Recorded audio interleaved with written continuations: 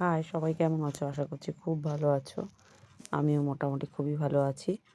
আর আজকে একটা দুর্দান্ত রেসিপি নিয়ে এসেছি। একদম চটজলদি, কোনো ভাপানো নেই, কোনো স্টিম নেই, মোমো। এরকম চটজলদি মোমো মানে আমি প্রথমেই বানালাম, কিন্তু খুব ভালো হয়েছিল। এখানে দেখো 250 মতন ময়দা নিয়ে নিয়েছি। আর 3 ভাগের 1 ভাগ হলো গিয়ে, এই 4 ভাগের 1 ভাগ অ্যারারুট, আর সামান্য নুন, আর একটু খাবার সোডা দিলেও দিতে পারো, না দিলেও না দিতে পারো, আমি দিইনি।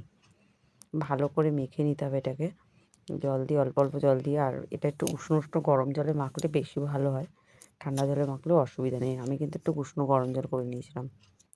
খুব ভালো করে, এতে কিন্তু কোনো তেল ফেল কিচ্ছু দিতে হবে না। মোমোতে যেমন আমরা তেল টেল দিই, কিচ্ছু লাগবে না। একটা মোটামুটি না শক্ত না নরম একটা ডো বানিয়ে নিতে হবে।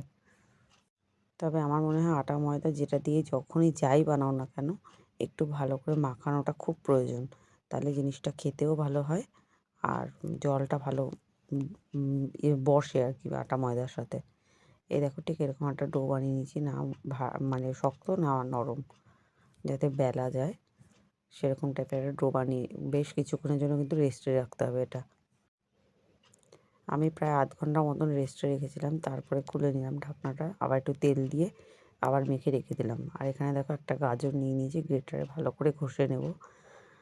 আর এখানে কিছুটা মানে সলিড মাংস, চিকেন আর রসুন, কাঁচা লঙ্কা, এটা ভালো করে, আর একটু আদা দিয়েছি সামান্য, এটা ভালো করে মিক্সিতে গ্রাইন্ড করে নেবো একদম মিহি করে, মানে কিমার থেকেও ভালো হবে এটা এরকম। আর কিছুটা পেঁয়াজ কুচি নিয়ে নিয়েছিলাম।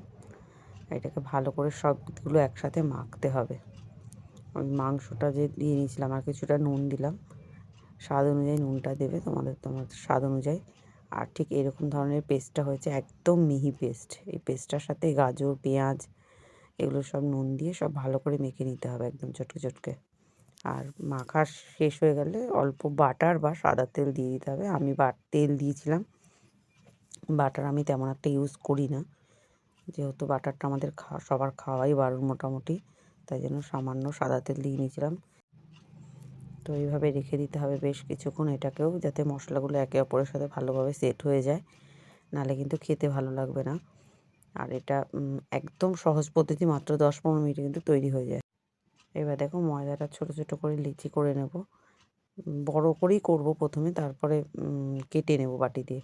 ভেবেছিলাম ওইভাবেই করব, কিন্তু হয়নি। আমি ছোট ছোট করেই পরে লাস্টেরগুলো কিন্তু ছোট ছোট করে এইভাবে একটা ছোট বাটি দিয়ে কেটে নিচ্ছিলাম, কিন্তু দেখলাম অসুবিধাই হচ্ছে। আর তার মধ্যে সাইডের যে অনেকটা করে ময়দা বাদ যাচ্ছে, ওটা আর মিশছে না, তাই জন্য বাদ দিয়ে দিলাম। পরে আমি হাত দিয়ে ছোটো ছোটো করে লেচি করে, আমি নর্মালি লেচি করেই করি মোমোটা, ওতেই ভালো হয়।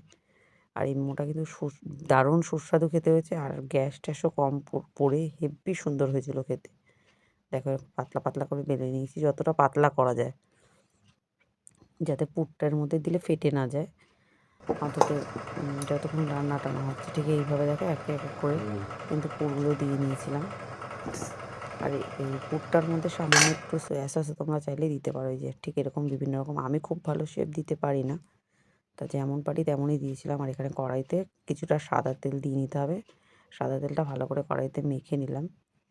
আর এই যে কড়াইতে যে গরম হতে হবে এমন কোনো ব্যাপার নেই, হালকা হালকা গরম হওয়ার সাথে সাথে কিন্তু মোমোগুলো সব দিয়ে দিতে হবে একে একে। তেলটা না দিলে নিচে ধরে যাবে, তাই তেলটা দিয়ে দেওয়া দরকার।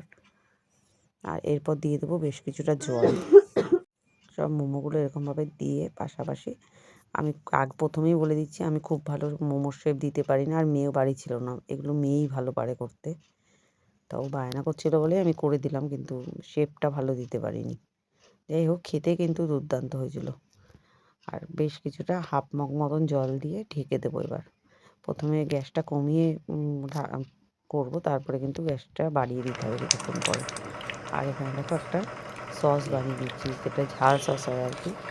এটার মধ্যে দিয়ে দিলাম কিছুটা সস, এমনি সস, আর এই টমেটো সস, আর কিছুটা চিলি পাউডার, আর কিছুটা সাদা তিল। আর দিয়ে দিতে হবে কিছুটা লেবুর রস, 1খানা বা 1.5খানা মতন লেবুর রস দিতে হবে। দারুণ হয়েছিল কিন্তু এটাও খেতে। এত সহজে যে মোমোর চাটনি বানানো যায় সেটা কিন্তু আমার জানা ছিল না আগে। আর চিলি ফ্লেক্স থাকলে সেটাও দিয়ে দিতে পারো, আরও ভালো লাগবে। দুর্দান্ত হয়েছিল। দেখো ঠিক এরকম আছে মোমোগুলো। না ভাপানোর ঝামেলা, না কিচ্ছুর ঝামেলা। খুব আর আমি কিন্তু কোনো স্যুপ বানাইনি এটার সাথে। তবে স্যুপ করলেও করতে পারো। আমি স্যুপ করিনি। তো কেমন লাগলো রেসিপিটা অবশ্যই জানিও।